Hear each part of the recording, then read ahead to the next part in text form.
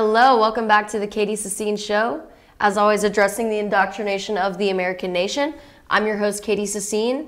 And remember, you can follow me on Twitter at KatieFYNTV or email me at katie@fetchernews.com, as you can see right below.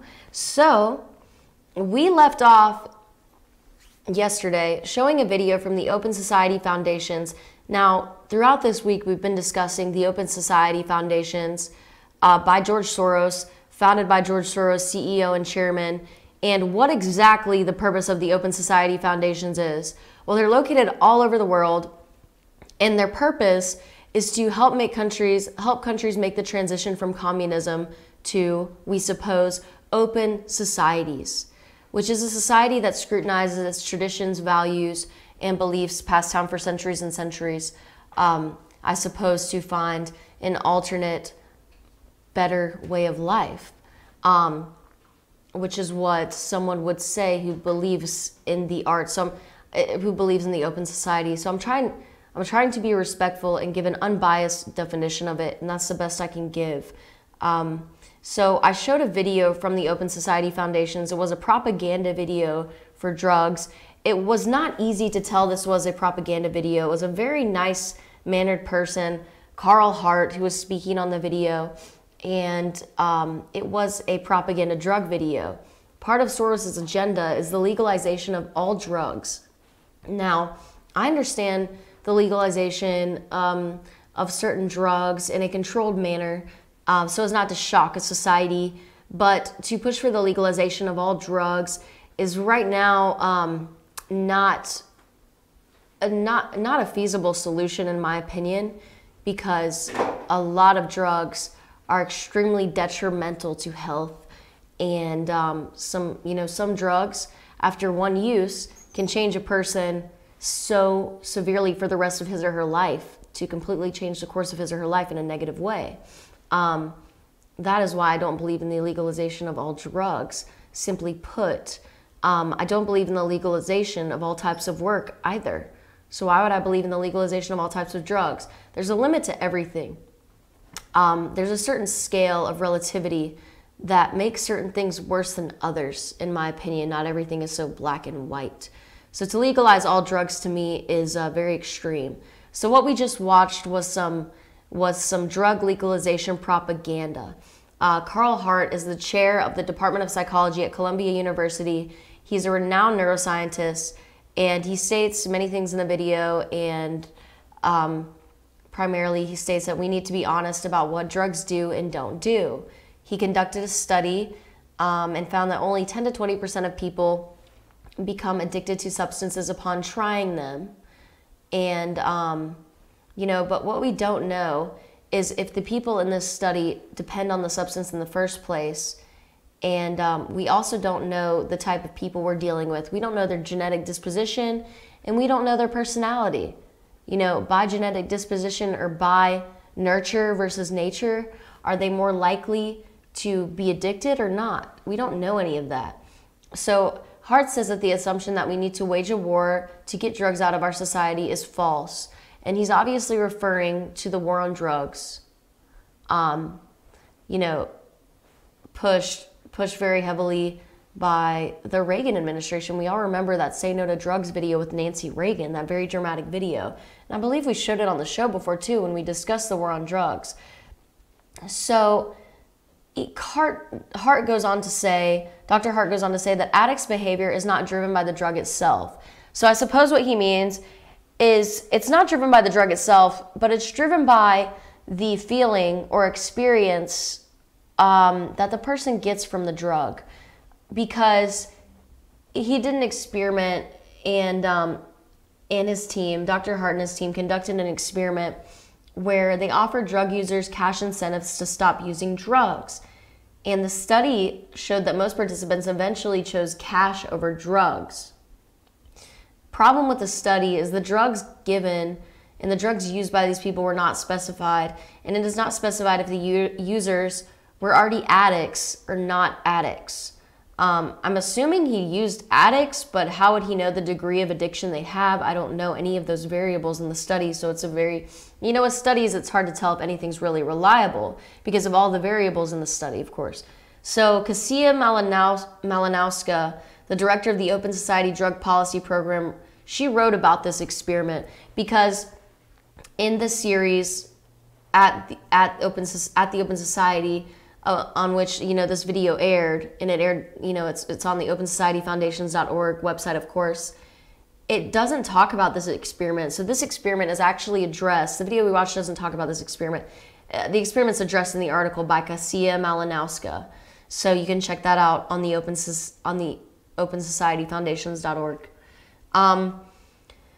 He says that Dr. Hart went on to say, we frighten the population rather than educate the population with drug hysteria.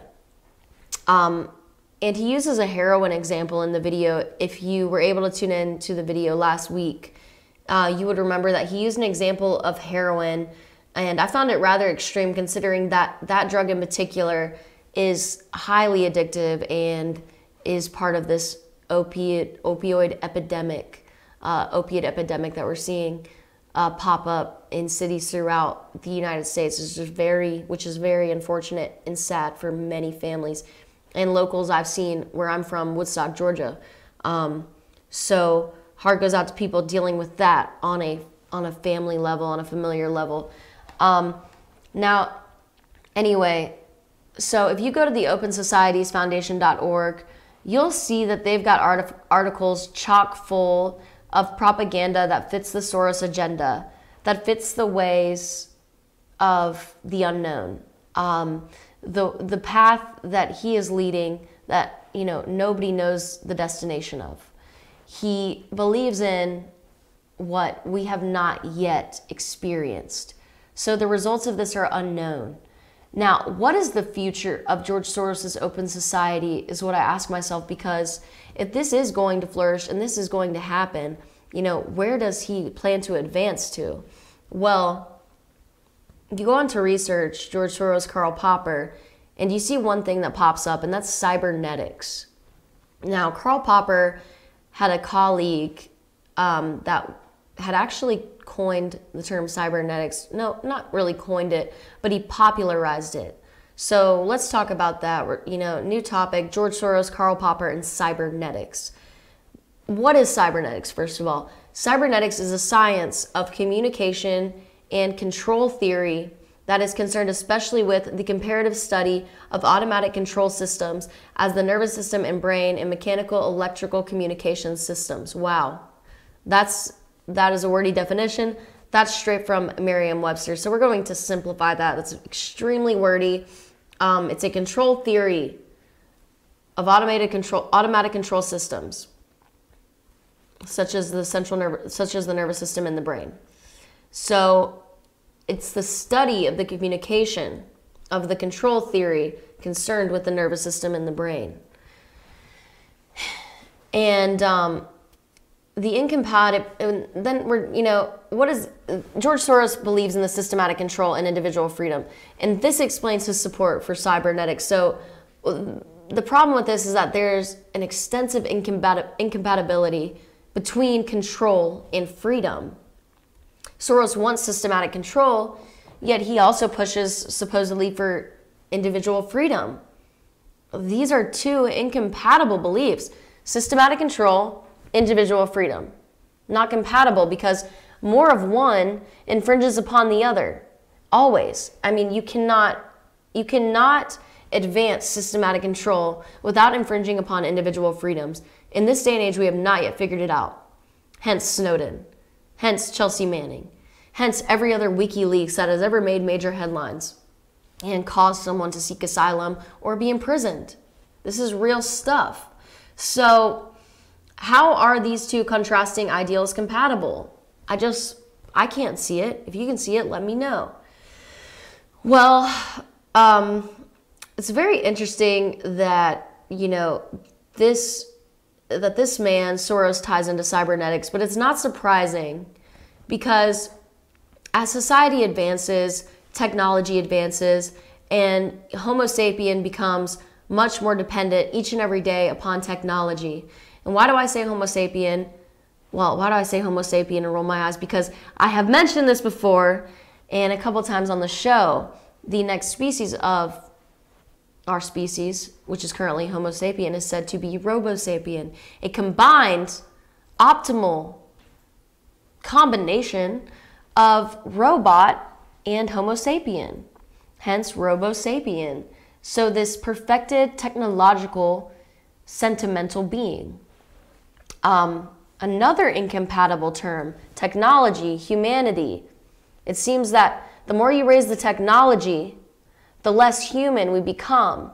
And the more humanity, the less technological we become. So those are another set of two incompatible terms. Remember the first set of incompatible terms, systematic control and individual freedom. So anyway, Norbert Wiener, he was a colleague of Karl Popper, the inspiration for George Soros' book on open society, and thus his inspiration for the Open Society's foundations. He defined cybernetics in his book, written in 1948, as the scientific study of control and communication in the animal and the machine. So that's a much better simplified version of the definition that we heard earlier. Cybernetics is the scientific study of control and communication in the animal and the machine. So it's not just merely the brain that it's studying, but it's studying how to combine that with a man-made mechanism. So anyway, we've got to cut to a break and brief commercials. So stay tuned, because right after this, we're going to get into Dr. Paul Pangaro's charts of artificial intelligence contrasted with cybernetics. Because when we're talking about cybernetics, we're not talking about artificial intelligence verbatim. We are discussing and dipping into artificial intelligence, but we're not, and overlapping, but we're not, directly describing AI. We're directly describing cybernetics, a different topic. So please stay tuned in to get that distinction on artificial intelligence and cybernetics. And we'll be right back with you on the Katie Sassine Show.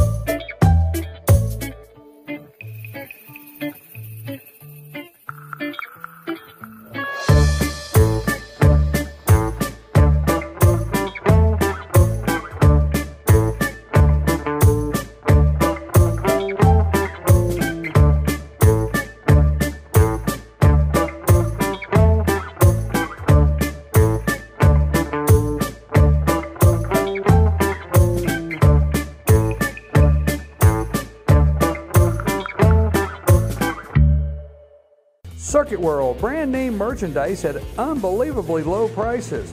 Furniture, appliances, and electronics. Circuit World is locally owned and operated, serving the tri-state area. Circuit World has highly trained professionals to help. Visit your hometown Circuit World today. 3 locations in Georgia, Ellijay, Blue Ridge, and Blairsville, Franklin, and Murphy, North Carolina. No credit checks, so let Circuit World deliver to you today. At Days Chevrolet in Jasper, we make everything better. And no matter what vehicle you drive, our new state-of-the-art service center can keep you running like new, with factory-trained technicians, genuine parts, and value pricing. Even convenient Saturday service hours and online appointments. So if you want to extend the life of your vehicle, let the Days service experts help. Your better day is just ahead at Days Chevrolet in Jasper, where we service whatever you drive. Better days ahead, Days Chevrolet. Find new roads. El Rey and Ellijay. El Rey Mexican Restaurant. Family owned and operated, and a local favorite for families, parties, and meetings. Great prices. Friendly service and delicious Mexican cuisine. Patio dining available. Come sing in Carlos's Cantina every Friday 9 to 1. Eat in or take away. Same location for 14 years. Open 7 days at the corner of Maddox Drive and 515. North Georgia's favorite Mexican cuisine. El Rey. El Rey and Ellijay.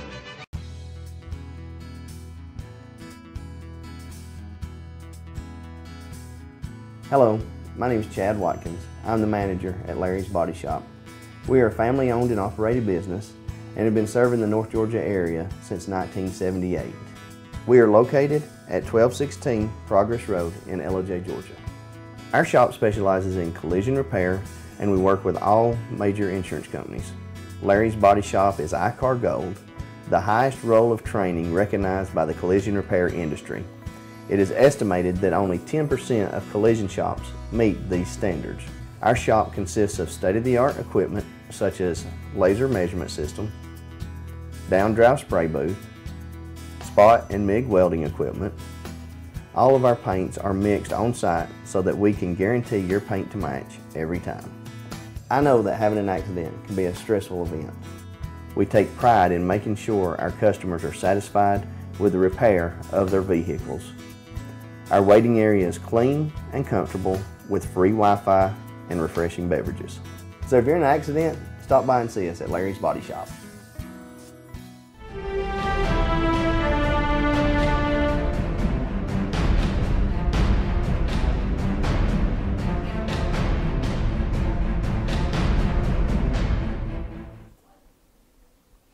Hello, welcome back to the Katie Sassine Show. Thank you for tuning in. As always, I'm your host, Katie Sassine. So we're continuing the discussion on cybernetics, made popular by Norbert Wiener, a colleague of Karl Popper, who was the inspiration for Mr. George Soros' Open Society and his Open Society foundations located all over the world today. So these are very influential names. If you don't know, Mr. George Soros has a net worth of about, not a worth, but a net worth of $25 billion. And he has historically made money off of collapsing economies and buying them back for pennies on the dollar through the market. And this is big corruption, but he still has an American passport. He's still got dual citizenship. He's Hungarian American. For some reason, we haven't exiled him from the United States of America, so he must be doing something for somebody. We do know that he funded President Barack Obama's campaigns and Hillary Clinton's campaigns, but what is he doing now? Well, he still has the Open Society Foundations. He still has Soros Hedge Fund, which I believe is run by his son, and both of these are based in New York. And he also has MoveOn.org, which funds activists throughout the country. And I mean, the world, I'm just guessing, but I assume the world, because the Open Society Foundations is every country in the world. I'm not going to Google that right now for Move On, but 99% it's funding people all over the world, because that's just how globalized we are right now. Now, anyway, we got from the Open Society Foundations to the meaning of it, to the meaning of the closed society, to the philosophy behind it, and to current news that's propaganda in the Open Society's Foundation. And now we are into the links between Karl Popper, George Soros, and Cybernetics. Now, Cybernetics was a book in 1948 by Norbert Wiener. Well, we would say Wiener in the United States, but I'm guessing Wiener. For their pronunciation, I know George will get me on that if he saw the first half of this episode before he saw this part. So sorry, George, for that mispronunciation. So AI and cybernetics, why are we discussing the two? Aren't they the same thing? No, they're actually not. There's a page on Google. It's Pangaro.com. It's Dr. Paul Pangaro's website. And in 1990, he published a difference between AI and cybernetics. We're talking about smart computers versus goal-directed systems. Intelligence is smart. So here we go. We see it right here. Artificial intelligence is smart computers versus goal-directed systems, which is cybernetics. So as we can see, under artificial intelligence, it says cognitive systems have an inside and outside, contrasted with representation in cybernetics. Cognitive systems are autonomous. Then artificial intelligence, organisms map external objects to internal state, contrasted with memory. In cybernetics, organisms map through an environment back onto themselves. So we can already see that the cybernetics creates a more independent system of thought than the artificial intelligence. Then we go down to phrase 3. Under artificial intelligence, nervous system stores information. Contrasted with reality, in memory we'll go to reality. Nervous system reproduces adaptive relationships. So we have with AI, you're storing information, and then with cybernetics, we're actually reproducing adaptive relationships. So cybernetics is much more human. It's much more human-like. And the second to last phrase under artificial intelligence, truth exists in the world. Compared with reality and epistemology, social agreement is primary objectivity. So we're comparing truth exists in the world to cybernetics. Social agreement is primary objectivity. So we have a more social being here with a cybernetic being, not just black and white, but shades of gray and agreeing with other people. Cooperation is a part of the cybernetic system. And then we have the last point, intelligence resides in manipulation of information, contrasted with epistemology. And under cybernetics, intelligence resides in observed conversations. So instead of the manipulation of information in artificial intelligence, in cybernetics, intelligence resides in observed conversations. So just like a human, the cybernetic machine, observes its past to construct its feelings and thoughts for the future. Okay. So AI and cybernetics are much different, they are different as we can see by that chart so well made by Dr. Paul Pangaro and posted in 1990. And he also has an article following that. So we saw on the left on AI that AI's value lies in understanding the world as it is, whereas on the right side we saw cybernetics that holds that it is necessary and only possible to be coupled to the world sufficiently to achieve goals. That is, to gain feedback in order to correct actions to achieve a goal. So with cybernetics, we're teaching, this machine, this cybernetic, whatever it is, mechanism to do something.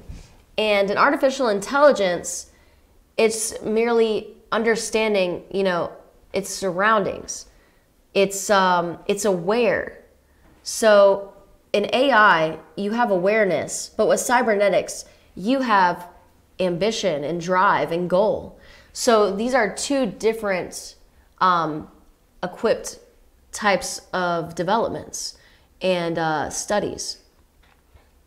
And it's very kind of scary, actually. It takes me to sci-fi. It takes me to the movie Surrogate, the movie with Johnny Depp when they resurrect his consciousness, but he doesn't understand his human limits anymore. He has lost his human capacity for understanding his own human limits. That was a great movie. So cybernetics as a concept in society has been around since Plato, and Plato used to refer to it as government.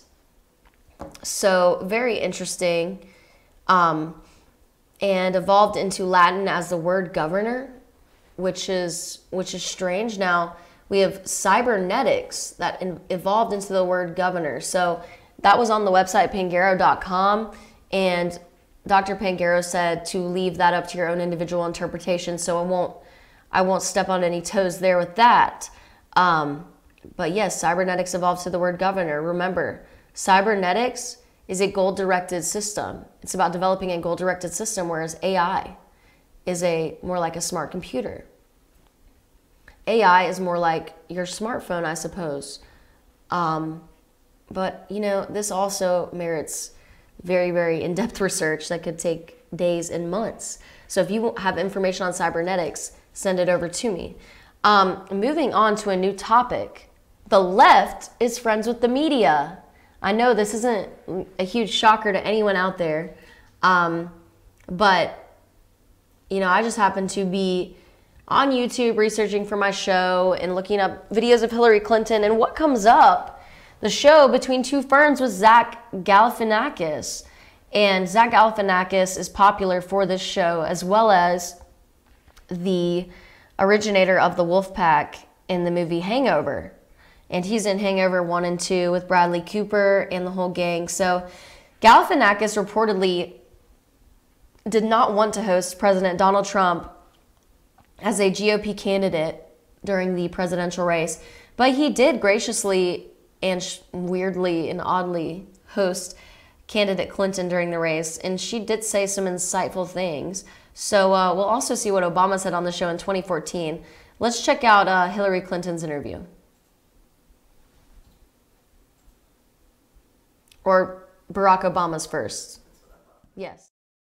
What should we do about North IKEA? North. Why don't we move on? I have to know, what is it like to be the last black president? Seriously?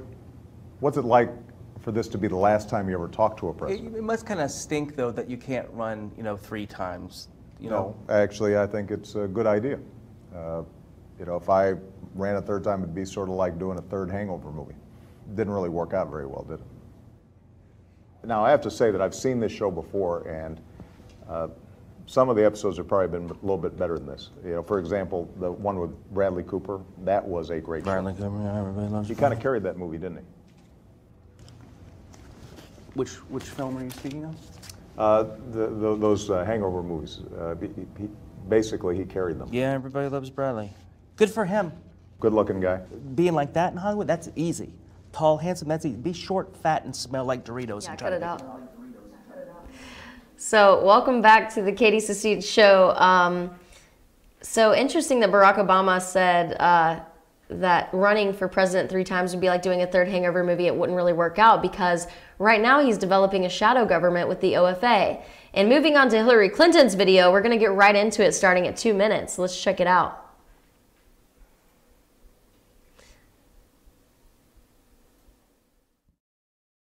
Date questions. You need to get out more. What happens if you become pregnant? Are we going to be stuck with Tim Kaine for 9 months? How does this work? I could send you some pamphlets that might help you understand. First, you supported Obama's Trans-Pacific Partnership deal, and then you were against it. I think that people deserve to know. Are you down with TPP? I'm not down with TPP. No, you're supposed to say, yeah, you know me. Like the hip-hop group. Don't tell me what to say. Fine, lose. Country goes to shit. Let's talk about Trump. Let's. When you see how well it works for Donald Trump, do you ever think to yourself, oh, maybe I should be more racist? When he's elected president and Kid Rock becomes Secretary of State, are you going to move to Canada or one of the Arctics? I would stay in the United States. And what would you try to... I would try to prevent him from destroying the United States. So you're going to lead the Civil War? No, I wouldn't take up arms.